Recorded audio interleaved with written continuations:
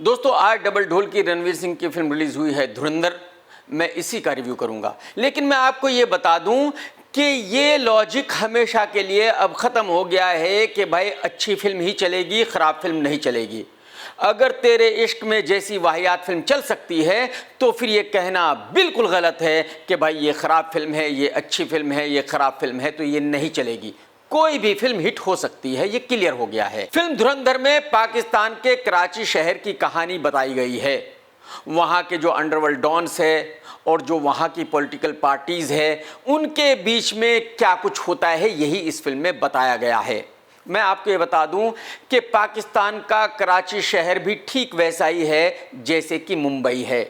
वहाँ भी बहुत सारी पॉलिटिकल पार्टीज़ है जैसे कि मुंबई में है। बीजेपी है, कांग्रेस है, मनसे है, शिवसेना है, वगैरह वगैरह। मुंबई शहर के गैंगस्टर्स भी बहुत फेमस रहे हैं जैसे कि छोटा राजन, अबू सालिम, डी, छोटा शकील वगैरह वगैरह। पाकिस्तान के कराची शहर में भी इसी तरह बहुत सारी पॉलिटिकल पार्टीज़ है, जैसे नवाज शरीफ की एक पार्टी है, इमरान खान की एक पार्टी है, बेनज़ीर भुट्टो की एक पार्टी है, वगैरह वगैरह। और पाकिस्तान के शहर में भी उसी तरह बहुत फेमस गैंगस्टर्स हैं जैसे कि मुंबई शहर में हुआ करते थे। तो फिल्म धुरंधर में बताया गया है कि जो कराची में बहुत सारे डॉन हैं, वो वहां की पॉलिटिकल पार्टीज के साथ कैसे मिले हुए हैं, कौन सी पॉलिटिकल पार्टी किस डॉन को सपोर्ट करती है, किस डॉन को फाइनेंस करती है, कौन सा डॉन किस पार्टी को जिताना चाहता है, कौन सा डॉन पॉलिटिशियन बनना चाहता है, कौन सा डॉन कराची शहर पर राज करना चाहता है। तो अब आपका सवाल यही होगा कि भाई अगर इस फिल्म में कराची के डॉन्स के बारे में बताया गया है, कराची की पॉलिटिकल पार्टीज के बारे में बताया गया है,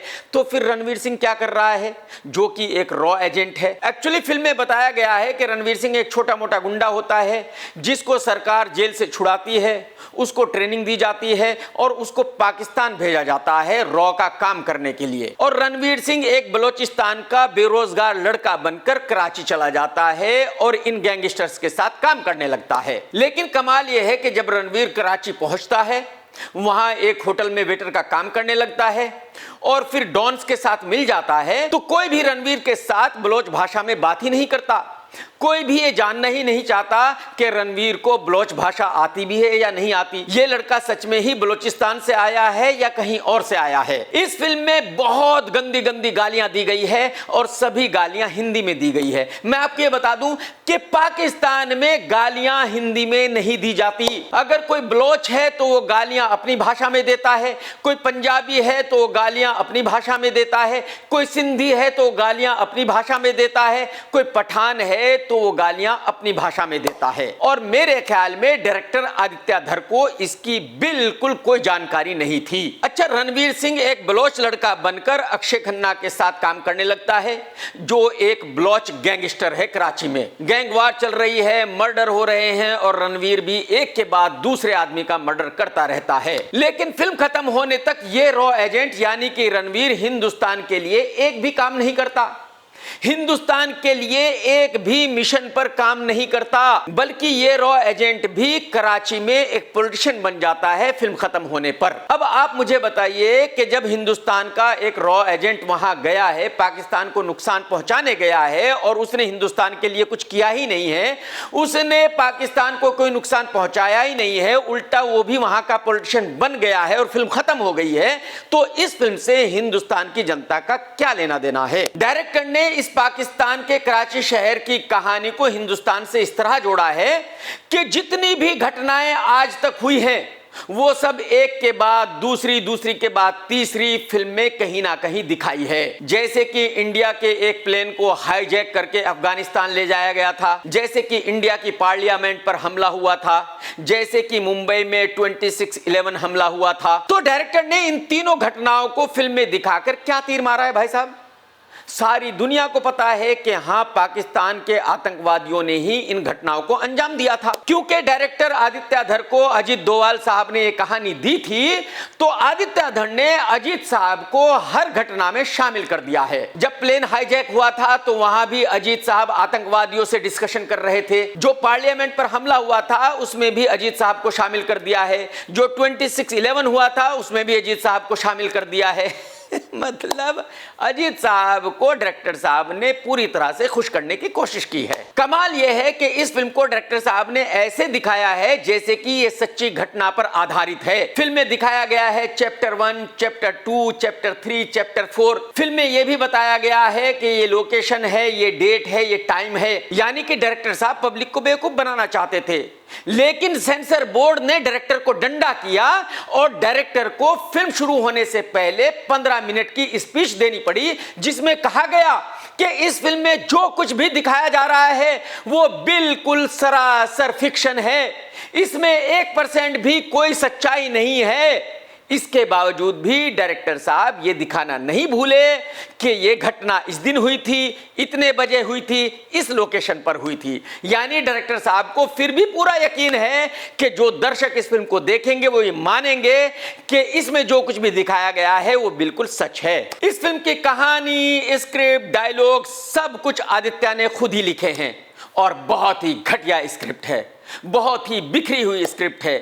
ये स्क्रिप्ट कहीं भी दर्शकों को बांध कर नहीं रखती। जो इस फिल्म के डायलॉग्स हैं वो बहुत ही वाहियात किस्म के डायलॉग्स हैं, बहुत ही गंदी गंदी गालियां हैं और सीन कुछ और चल रहा होता है, डायलॉग्स कुछ और हो रहे होते हैं। यानी कि डायरेक्टर साहब को नहीं पता था कि कौन से सीन में क्या डायलॉग्स बोले जाने चाहिए। फिल्म के बहुत सारे डायलॉग्स उर्दू में हैं जो बहुत सारे लोगों को समझ नहीं आएंगे और आप लोगों को पता है कि जो भक्त हैं वो तो वैसे ही उर्दू की मुखालफत करते हैं। ये अलग बात है कि उर्दू एक ऐसी भाषा है जिसका जन्म हिंदुस्तान में ही हुआ था, लेकिन बेचारे भक्तों को ऐसा लगता है कि ये तो उर्दू है, मुसलमानों की जबान है, तो ये कहीं बाहर से आई होगी। लेकिन भक्त भाइयों, मैं आपको बता दूं कि उर्दू का जन्म हिंदुस्तान में ही हुआ था। फिल्म का म्यूजिक भी बहुत ही घटिया है, बहुत ही वाहियात है। पूरी फिल्म में एक भी ऐसा गाना नहीं है जो सुनने के काबिल हो। पूरी फिल्म में एक भी ऐसा गाना नहीं है जिसकी वजह से पब्लिक इस फिल्म को देखने जाएगी। जो फिल्म का एडिटर है उसने भी इस फिल्म की फुल टाइम मां बहन की है। उस भाई ने इस फिल्म को 3 घंटे 35 मिनट की रखा है, जबकि ये फिल्म 2 सवा 2 घंटे से ज्यादा होनी ही नहीं चाहिए। जो कहानी इस फिल्म में बताई गई है उसको 2 घंटे में आराम से कहा जा सकता है। यानी कि जो आगे 1 घंटा 40-45 मिनट है वो फालतू है, जबरदस्ती है, उसकी इस फिल्म में कतई कोई जरूरत नहीं थी। अगर एक्टिंग की बात करूं तो मुझे कहना पड़ेगा कि अक्षय खन्ना की एक्टिंग इस फिल्म में सबसे बढ़िया है। अक्षय ने अपने रोल को बहुत ही अच्छे से निभाया है, बहुत ही शिद्दत के साथ निभाया है। अक्षय एकदम अपने रोल में 100% फिट है। मेरे ख्याल में तकरीबन 20 साल के बाद अक्षय खन्ना ने कोई ऐसा रोल किया है जिसमें वो एकदम जबरदस्त लग रहा है। फिल्म में संजय दत्त ने कराची के एक पुलिस ऑफिसर की भूमिका निभाई है और अपने रोल को अच्छे से निभाया है। अर्जुन रामपाल ने भी अपने छोटे से रोल को अच्छे से निभाया है। डायरेक्टर ने रणवीर सिंह को सेम लुक दिया है जो उसका लुक पद्मावत में खिलजी का था। वैसे ही लंबे लंबे बाल, वैसी ही लंबी दाढ़ी, यानी कि डबल ढोल की रणवीर सिंह रॉ एजेंट कम लग रहा है, खिलजी बादशाह ज्यादा लग रहा है। और जैसे कि मैं बता चुका हूं कि रणवीर सिंह फिल्म में एक डॉन का रोल कर रहा है। डॉन के रोल को निभाने के लिए कोई बहुत ही अच्छी एक्टिंग करने की जरूरत होती नहीं है, तो रणवीर सिंह ने अपने रोल को ठीक ठाक निभाया है। इस फिल्म में एक छोटी सी लड़की को लॉन्च किया गया है जो बहुत ही खराब दिख रही है। उस बेचारी का हेयर स्टाइल फिल्म में ऐसा रखा गया है कि वो एकदम भूतनी दिखती है। इस फिल्म के बाद मेरे ख्याल में उसको जिंदगी में कभी कोई दूसरी फिल्म नहीं मिल पाएगी। आदित्य धर की राइटिंग भी बहुत खराब है, डायरेक्शन भी बहुत खराब है। आदित्य को नहीं पता था कि क्या सीन लिखना है और उसको किस तरह से डायरेक्ट करना है। आदित्य को जियो ने पैसे दे दिए थे, आदित्य को पैसे उड़ाने थे, इसके अलावा और कुछ उसको करना नहीं था।